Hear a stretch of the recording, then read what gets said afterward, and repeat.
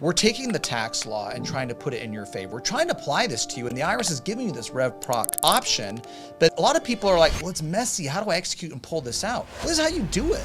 That's what we're trying to do, advocating for small business owners, trying to save on taxes, finding the right way to do it. Do you feel good about it? LLCs do not save taxes. You can go back in time and turn your LLC into an S Corp as of 1/1/24. You have got to reevaluate your risk tolerance and get educated. You're wrong. In 25 years, I have never had a client audited for taking too low of comp. So I see what you're doing there. Yeah. Okay. Man, I learned something.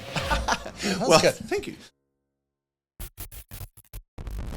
Welcome, everyone, to the Main Street Business Podcast. This is Matt Sorensen, joined by Mark J. Kohler. We are delighted to be with you today because we want to talk about saving you money. Yeah, and the S corporation election is a big question a lot of people have. There's a lot of misinformation out there. I was just talking literally to a tax lawyer today that said, well, I missed the 75-day rule, so I can't be an S Corp for last year. I'm like, oh my gosh. And so this is an important topic. We're going to break it down. Many of you should still try to be an S corporation for 2024. January of 2025 is not too late. We're going to talk about it. Yeah, so what we're talking about here is making a late S selection. Which is allowed. Which is allowed if you know the secret code, which we're going to give you today. Mark's been pioneering this for a while, and of course, many of you know Mark has given a ton of great tax strategies and information and breaking through a lot of the chaos and misinformation out there. And so, but let me make sure you understand what we're talking about here with an S corporation. Let's say you were an LLC last year, and right now we're in 2025. Let's say you're an LLC in 2024, and you're like, man, I wish I did an S election. I didn't do that. I've heard about this S corporation strategy and how I can save on self-employment tax, but I didn't do it. So I'm SOL. I'm out of luck. Yeah, and we're not talking statute of limitations. And to put some finer print on it, let's say you made $100,000 net last year. So you were a realtor, owned a restaurant, you're a landscaper, a contractor, a dentist, a chiropractor, whatever. You brought in 150 grand, you had 50,000 in write-offs, and you made about 100 grand. You were taking home maybe $8,000 to $9,000 a month after tax, all your write-offs, and you're like, I had a great year in 2024. You were looking down the barrel at a 15.3% self-employment tax. So that's 15% on 100 grand. You're looking at approximately $15,000 in tax. Then, before you pay income tax, that's your self-employment tax. Then you're going to have Fed and state in the mix for at least another 20%, 15 plus 5. So now you're at 20 plus 15%. You're at a 35% tax rate. And you wonder why people want to, jump out of a window and go, I hate tax law. So that is because you are an LLC. LLCs do not save taxes. So what is the option? And it's really straightforward. This is a very simple, straightforward podcast today. You can go back in time and turn your LLC into an S Corp as of 1/1/24. And we're going to talk about how, but the why is because now I can take that 100 grand of net income and at least split it in half. Let's just say I'm going to take 50 grand as a W-2 or subject to FICA, and 50 grand as pass-through K1. Now I just split that $15,000 bill in half. I just saved $7,000. I don't care if you're in California. I don't care where you're at. $7,000 makes sense.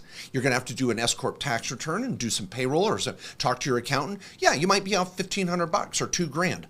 But Matt, here's a hard question. Spend 2, save 7. Now hold on, before you answer, I know this is a really hard question. Should I spend $2,000 in good tax planning and advice to save $7,000? I don't know.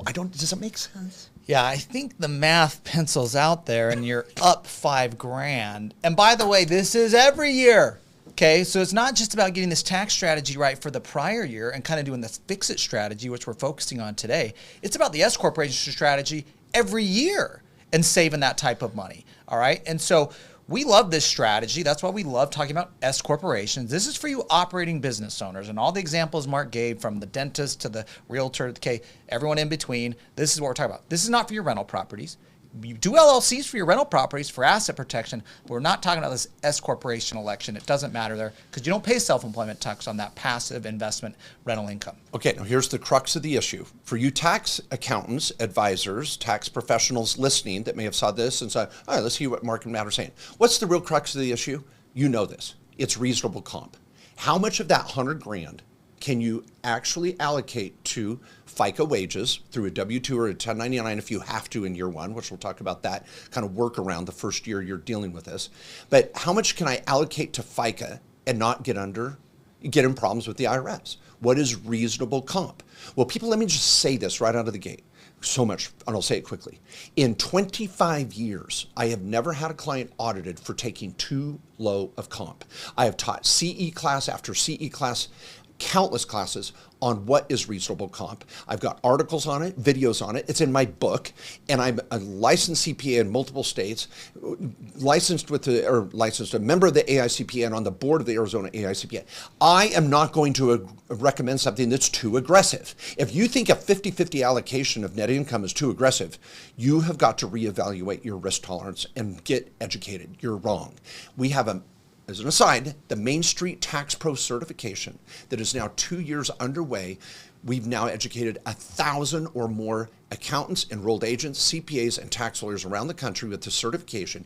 Get to my website, markjkohler.com, where I teach and stand behind this entire reasonable comp calculation. Now, it's beyond the scope of today, but let me just say, everybody, you're in good hands. This is not high risk. And you accountants out there, do your research and come check out our Main Street Tax Pro certification and do a demo or a discovery call to see what it's all about. It will rock your world, change your life, and we will send you clients.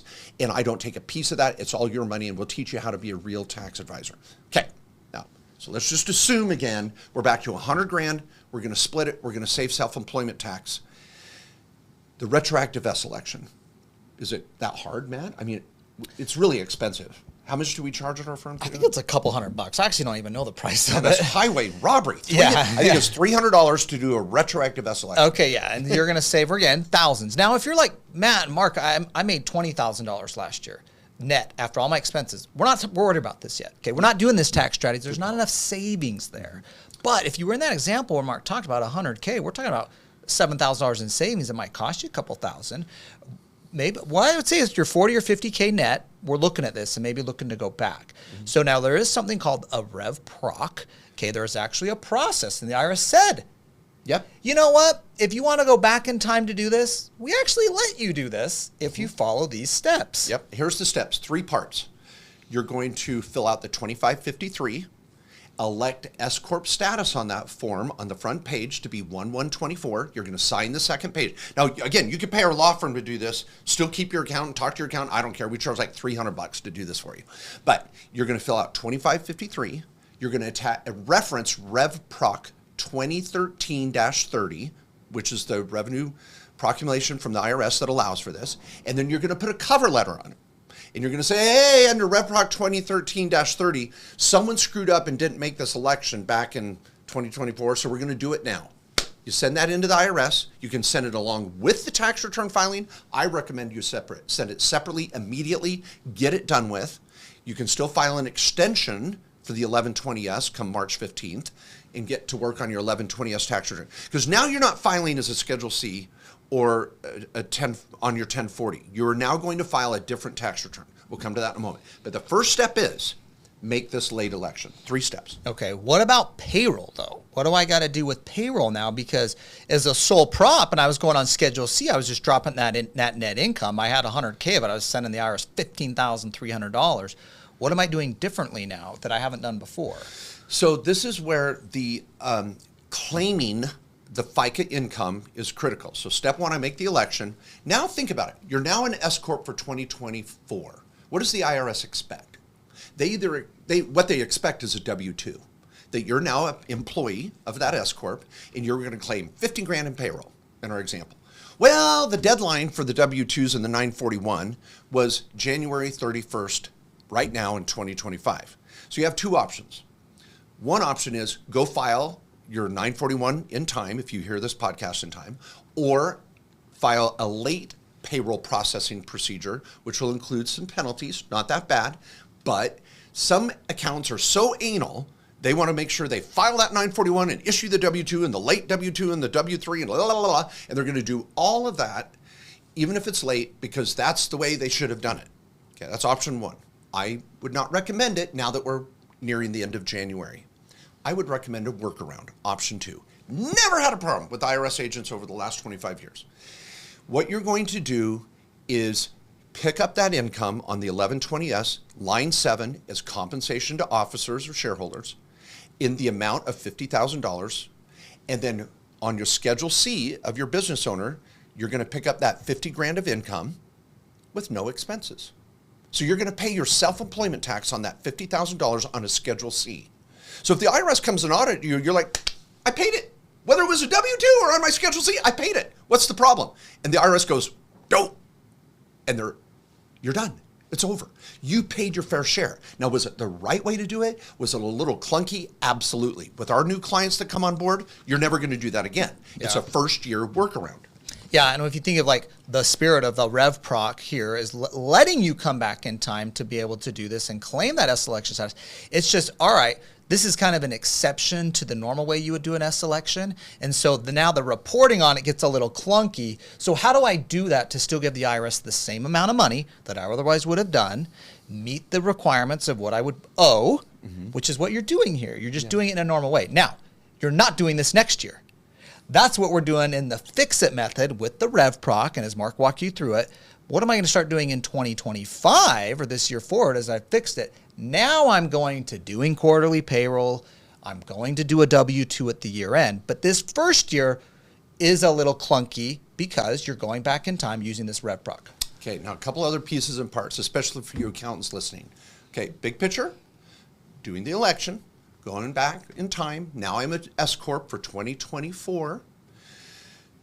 You're going to start to file your 1120S tax return for last year, following the normal deadlines, March 15th or September 15th with extensions. On line 7 on the front, you're going to claim the payroll amount you want to claim for your shareholder, you, and then you're going to pick it up on Schedule C and pay your self-employment tax. Now, a couple other important notes. When you have Schedule C income, you pay your self-employment tax, you also get what's called the QBI deduction, Qualified Business Income Credit or deduction. You want to not take that. You want to waive that because now you're double dipping on the QBI. You want to pay your fair share and not take the QBI. So you're going to take your self-employment tax if this was payroll and then say, okay, I won't take the QBI. When you're taking the QBI on that Schedule C income, it's kind of like tongue-in-cheek. You're kind of getting an extra little stab at the IRS at the end. Don't do it. Pay your self-employment tax, lick your wounds, you did it, it's cool. Pick up the Schedule C, do your 1040, do your 1120S. People, you just saved $7,500. The end.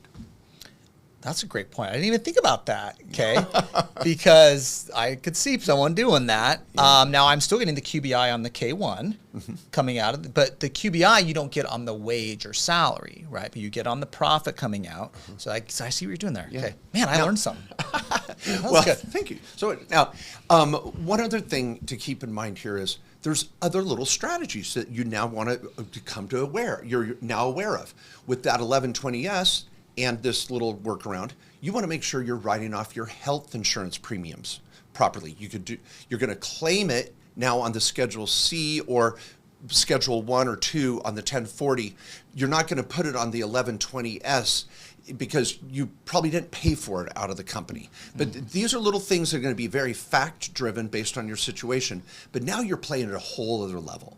And as Matt said, moving forward, you're going to use the payroll procedure, and the more money you make, the more you save. So now you're at the big boys table. Every dentist, doctor, lawyer, accountant, engineer, restaurant owner, CPA, blah, we're all S Corps. Are you an S Corp? Absolutely.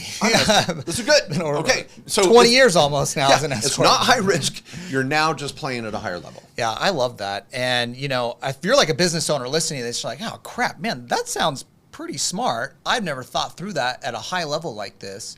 Well, Mark Kohler is, Main Street Tax Pros are. Like, this is coming out of what you're doing in your trainings in the Main Street Tax Pro Network. And so you can go to markjkohler.com and find accountants and advisors that understand this. And then if you're a tax professional or someone that's like, dang, I've always worried, how would I actually orchestrate that and pull this off for the client?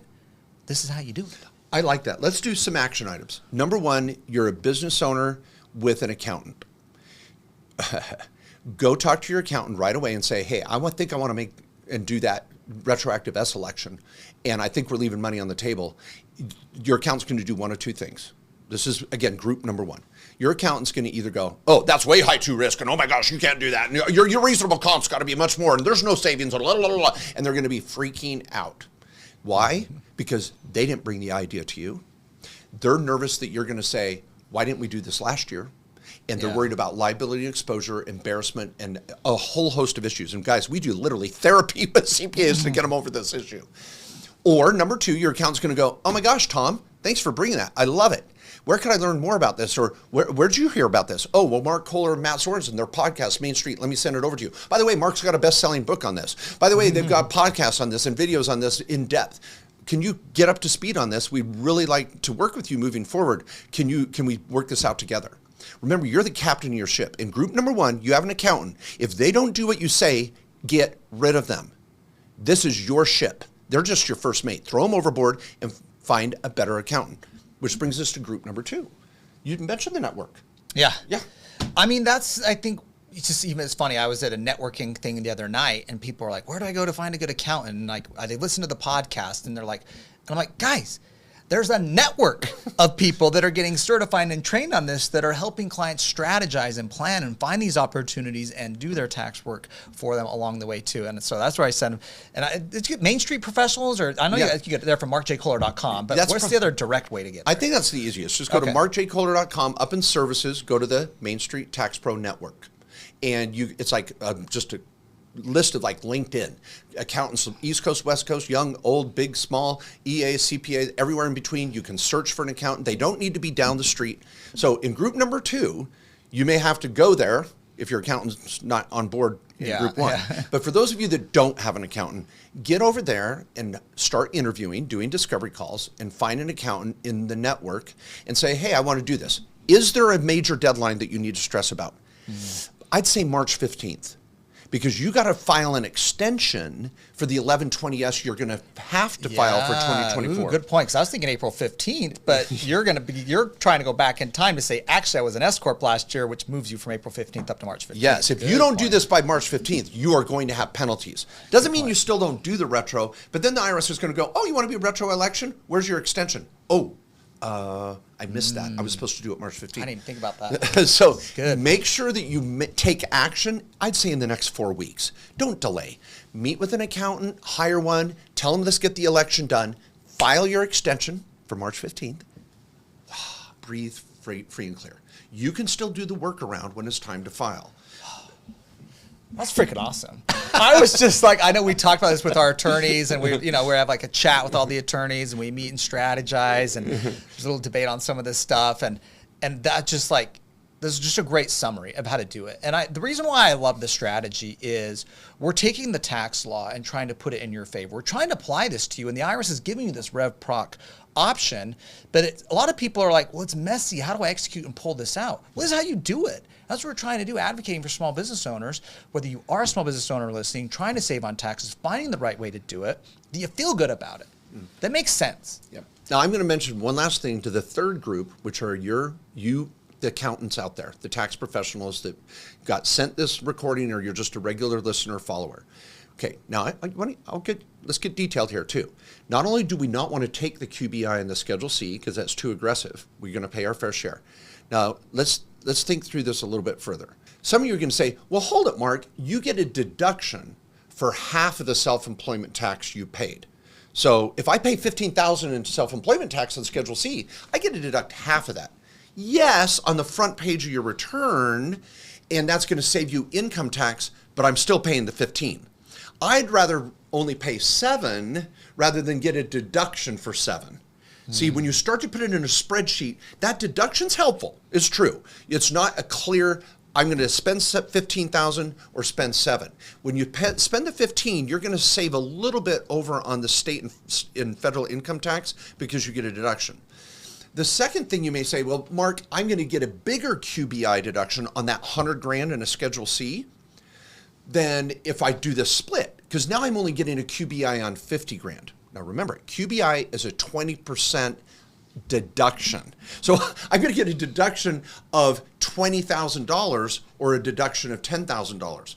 Again, when you do the math on a deduction versus a tax, saving the tax is always better. So that 20% deduction $10,000 that I miss, I'm going to well make up for with the savings in FICA. So as you can imagine, accountants, you start put this in on a spreadsheet.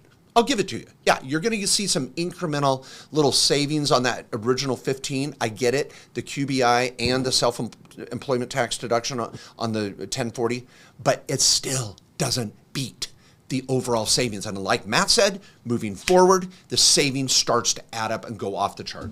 Yeah. Now, this S corporation strategy is something we've been teaching for years for clients, and it is like just like the bread and butter, really, of small business owner. The trick is when everybody's coming in late on this, how do I get over there? Hopefully this helps you understand how you can get there. That's pretty detailed, I have to say, on how to do it, but well thought through, that's meeting this RevProc requirement, figuring out how to actually get this over to the IRS, pay your share, so you can feel good about it, but also get the advantage of the strategy in the prior year. And it's not high risk. It's highly effective. It's smart. And it's okay to save taxes. It's okay to plan. And we love this. We're grateful for you being here. We love Main Street business owners all over the country. This is a bedrock strategy Matt and I have taught for years. Thank you for listening. Talk to your tax advisor, or you tax advisors, get over for a demo or a discovery call at markjkohler.com. Thank you, everybody, for listening, and we'll see you next week.